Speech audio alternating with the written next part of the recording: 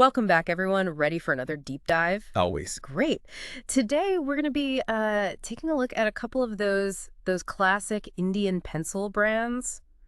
Nataraj and Oh Apsara. yeah, I remember those from my childhood. Yeah, exactly. The ones a lot of us grew up using. We've got a whole stack of articles and company info to dig into here.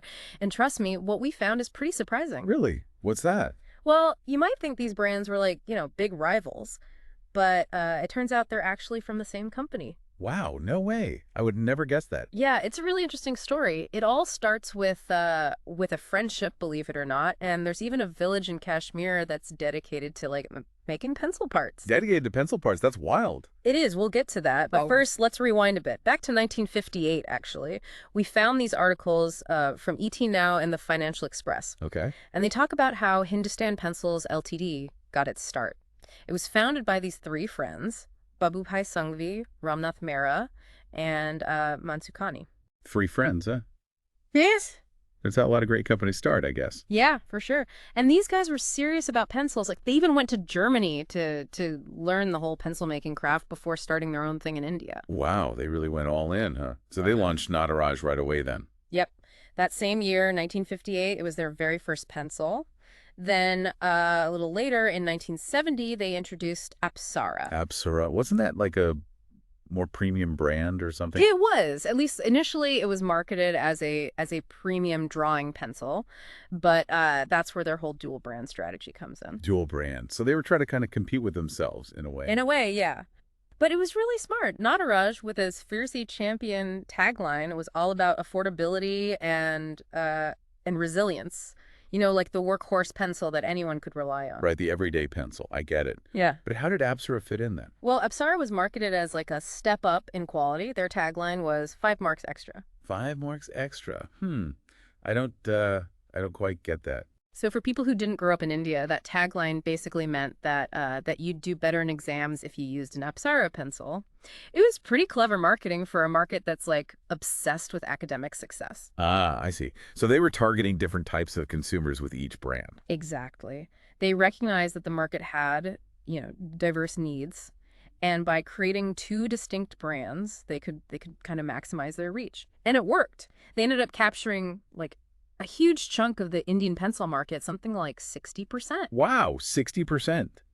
That's incredible. So they weren't just selling pencils, they were shaping like a whole generation's experience with writing and learning. Totally. And it's not just India either. Their pencils are now sold in over 50 countries. Globally. That's amazing. It really is. When you think about it, it's pretty mind-blowing how many people have probably used a Nataraj or Apsara pencil at some point in their lives. Talk about a legacy. For real. It's like they took this simple product and turned it into like a cultural icon. Yeah. And to support that kind of global reach, they've got to be making a ton of pencils. Like, their production numbers are just crazy. How many are we talking here? Get this. Hindustan Pencils produces something like 8.5 million pencils every single day. Every day. That's insane. I know, right? And that's not even counting all the sharpeners, erasers, scales, and even pens they make. It's a whole stationery empire. So with all those pencils, they must be using a lot of wood, huh? They do. But it's interesting how they've managed to like make a positive impact on local economies too. Oh, how so? Well, have you heard of Okhu? Okhu. No, I don't think so. It's a village in Jammu and Kashmir, and it's actually nicknamed the Pencil Village. The Pencil Village. Why is that? Because it's home to like 3 factories that specialize in making wooden slates. And you guessed it, wooden slates are a key component in making pencils. Ah, okay. So Hindustan Pencils sources their materials from this village. Exactly. They get high quality materials, and in turn, they're supporting a whole community. It's a really cool example of how businesses can operate sustainably and ethically, Yeah, that's fantastic. It's like everyone wins. Right. And it's a big part of their story, too. From a small venture started by 3 friends to a global stationery giant. It's quite a journey. It really is. And to think, it all started with a shared love of pencils. Absolutely. And speaking of that journey, it's actually still continuing today. Babubhai's sons, Harendra and Kriti Sanghvi, they're now the managing directors. Oh, wow. So it's a family business now. It is. And even their kids are getting involved, too. They're making sure that the legacy lives on. That's awesome. Mhm. But it does make you wonder, with technology and everything these days, What you mean? well, like, is there still a place for pencils in the modern world, Yeah. especially with everyone using computers and tablets and all that? That's a good question. And that's actually what we're going to be exploring in the next part of our deep dive. Okay, I'm interested to hear this. It's kind of funny, like even with all the tech we have now, I still find myself reaching for a pencil sometimes. Yeah, me too. There's just something about it, isn't there? Totally. It's like I love using my tablet and all that, but there's a certain satisfaction you get from, actually holding a pencil, feeling that scratch of graphite on Yep, paper. absolutely. Yeah. It's a completely different experience, right? Like a tactile thing you don't get with digital tools. Yep. And you're not the only one who feels that way either. A lot of people say that writing things down by hand actually helps them, process information better. Like they remember things more clearly. I've heard that too. Like it helps your memory or something. Yeah. There's actually research on this. Some studies have even shown that handwriting can uh, improve memory and comprehension. Really? That's pretty cool. It is. It's like when you type something, you can feel like almost automatic. Mhm. But when you're writing by hand, you're more actively engaged uh, with what you're creating. Every stroke of the pencil is like a deliberate action. Right, like you're more present or something. Exactly. And that act of slowing down, Mhm. focusing on each letter, can actually help you understand the material better. It's a different kind of cognitive engagement. And let's not forget about pencils in art too. Like I know digital art tools are amazing and all, but there's just a certain, I don't know, a certain charm to a hand-drawn sketch. You know what I mean? Absolutely. Pencils have been like essential tools for artists for centuries, really. Yeah. Think about all the masterpieces that started out as simple pencil sketches. I mean, Da Vinci's anatomical studies, Mhm. Picasso's cubist experiments, all that Yeah, stuff. true. They all started somewhere. Yeah, there's a reason why pencils are still so beloved by artists today. It's pretty amazing when you think about it. So simple yet so powerful. But this brings us back to Hindustan pencils, right? How are they handling this whole digital world we live in now? Are they just like sticking to the old ways or are they innovating too? Actually, they're kind of doing both. They've definitely expanded their product line. They have a whole range of stationery items now. They're keeping up with the evolving needs of their customers, Okay. but they're also embracing technology too. Like, have you seen their website? I don't think so, no. They've got online stores, educational resources, and even a virtual museum dedicated to the history of pencils. Wow, a virtual museum. That's pretty cool. It is. It's like they're appealing to this younger tech savvy audience, but they're also preserving their heritage at the same time. It's a smart move for sure. So they're finding that balance between tradition and innovation. It's like recognizing that those two things don't have to be mutually exclusive. Exactly, and it's something we can all learn from. I think Yeah. being able to adapt and evolve, but still stay to your core values. So after all this talk about pencils, I bet some of our listeners are thinking, okay, so what? Why should I care about all this? That's a fair point. Well, for one thing, I think it's about connecting with our own pasts. Okay, yeah. For a lot of us, these pencils bring back memories of childhood, of school days, like a simpler time, It maybe. gets nostalgic. Exactly, and it's an experience that so many people share, regardless of their generation or where they're from. It is also a story of ingenuity, right? Like three friends who had this simple idea and turned it into something really big. It's a true testament to the power of passion and hard work, Mm. and the belief in a product. And it reminds us that even in this digital age, there's still a place for the analog, for the tangible. For sure. Like that feeling of the pencil in your hand, the act of actually Yeah. creating something physical, that's a valuable experience that we shouldn't lose sight of. It's about slowing down a little, disconnecting from all the noise and engaging with the world in a more mindful way. I like that.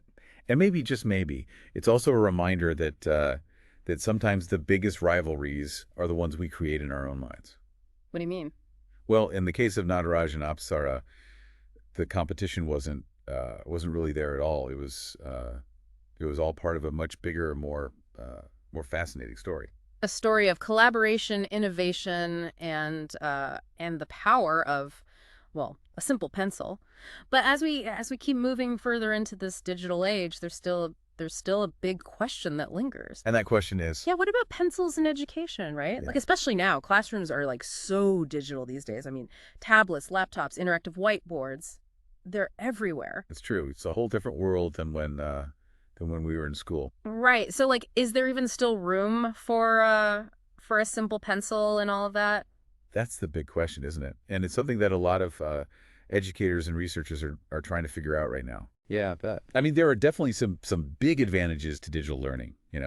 Like kids have access to tons of information, interactive tools, personalized learning, and all that. Yeah, for sure. But some people argue that pencils can actually help kids learn better in ways that technology can't really replicate.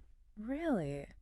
How so? Well, like we were talking about earlier, there's something about physically writing things down that seems to help us process information more deeply. Oh, right. Like it helps with memory and stuff. Exactly. Studies have shown that handwriting can actually improve memory and comprehension. Like the physical act of forming the letters creates a stronger connection in the brain. Makes sense.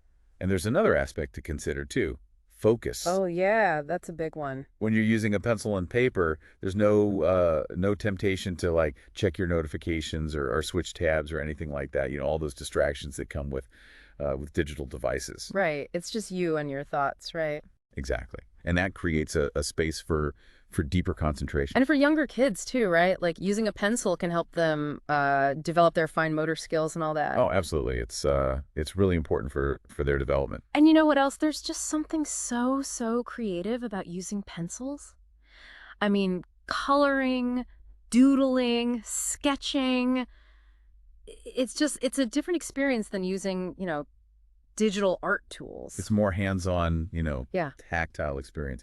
And that's something we shouldn't undervalue. So what's the takeaway here? I think it's all about balance. Technology has its place in education for sure, but let's not forget about the humble pencil. I mean, it's a tool that's been helping people learn and create for generations. Yeah, it's pretty amazing when you think about it. So even though we're, surrounded by screens and all that, it sounds like there's still a place for pencils. Absolutely. So next time you're feeling overwhelmed by all the digital noise, Yeah. maybe try taking a break and pick up a pencil. Good idea. Just feel the weight of it in your hand. Let your thoughts flow onto the page. You might be surprised at what you discover. Yeah, maybe you'll even rediscover those classic Nataraj and Apsara pencils, the ones with the red and black stripes. Those are the best. They were. And that's actually going to do it for our deep dive into the world of Nataraj and Apsara. We've had a lot of fun exploring this topic today. Me too. And we hope you learned something new along the way. We'll be back next time with another fascinating topic and a whole new stack of sources to explore. Until then, keep those pencils sharp. So that was today's episode of my Side Hustle Weekend podcast. For everyone listening, if you're ready to take action on what you learned today, here's where you can find more resources. First, head over to sidehustleweekend.com. I've put together detailed guides, templates, and case studies. And while you are there, don't miss out on my free newsletter, Side Hustle Weekend. If you found value in today's discussion, hit that like button and subscribe to join our Weekend Hustlers community. Turn on notifications so you don't miss our episodes where we break down more side hustle strategies. Check the description below for all the tools and resources we mentioned today. Remember, everyone's journey starts with a single step. Whether you're looking to make an extra $500 a month or build something bigger, start with what you learned today and take action. So, thanks for tuning in, and I'll see you in the next episode where we'll break down another practical way to grow your income.